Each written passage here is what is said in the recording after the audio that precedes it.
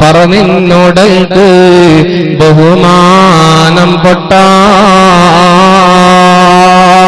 ഒരു മുസ്ലിയാർ ചോദിക്കുകയാണ്, പൊട്ടാന്നിൻ പൊന്തുള്ളി പിഞ്ചോരക്കൊട്ട,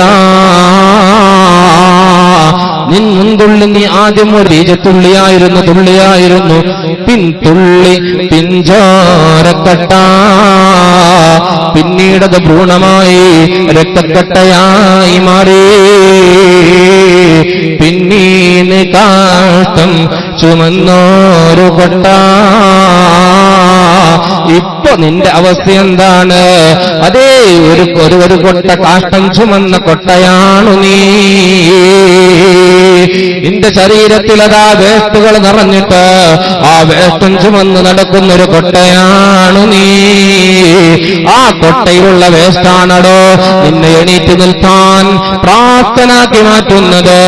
ഒരു ദിവസത്തിൽ 4 തവണ നീ ഒന്ന് ലൂസ് മോഷനായിക്കൊണ്ട് ബാത്റൂമിലേക്ക് പോയാൽ, 4 തവണ നീ കക്കൂസിലേക്ക് പോയാൽ, നിന്റെ ശരീരത്തിൽ അടിഞ്ഞുകൂടി നിൽക്കുന്ന ഈ കാഷ്ടം മുഴുവനും പുറത്തു പോയാൽ നിനക്ക് എണീറ്റ് നിൽക്കാൻ കഴിയില്ല, നിനക്ക് സംസാരിക്കാൻ കഴിയില്ല, നിന്നെ തമ്പ് നടിച്ചു നടന്നതൊന്നും നിനക്ക് കഴിയില്ല. അതുകൊണ്ട് തന്നെ നിന്റെ ശരീരത്തിലുള്ള കാഷ്ടം പുറത്തു പോയാൽ നിനക്കൊരു കഴിവുമില്ലടോ. അതുകൊണ്ട് നീ ഇപ്പോഴെന്താണ് അവസ്ഥ? ഒരു കാഷ്ടം ചുമന്ന കൊട്ടയാണോ നീ. പെട്ടാലോ ചത്താചതമില്ല പെട്ട, നീ മരണപ്പെട്ടു കഴിഞ്ഞാൽ വെറും ശവമാണ്. മയ്യത്തെന്ന് നമ്മൾ ഓമന പേരിട്ട് വിളിച്ചാലോ ആ മയ്യത്തിന്റെ അർത്ഥം മലയാള ഡിക്ഷണറിയിലെടുത്ത് നോക്കിയാൽ ശവമെന്നല്ലേ. നീ ഈ ലോകത്ത് നിന്നങ്ങ് വിട പറഞ്ഞാൽ വെറും ശവമാണ് പൊട്ട.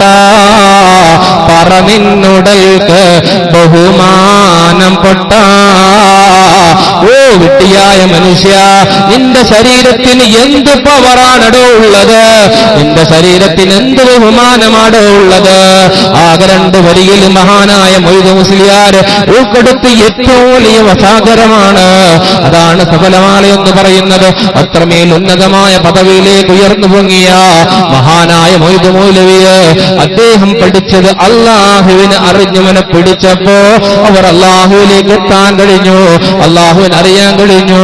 അള്ളാഹുവേ, ഞങ്ങൾക്ക് നീ ഭാഗ്യം നൽകണേ അല്ലാ.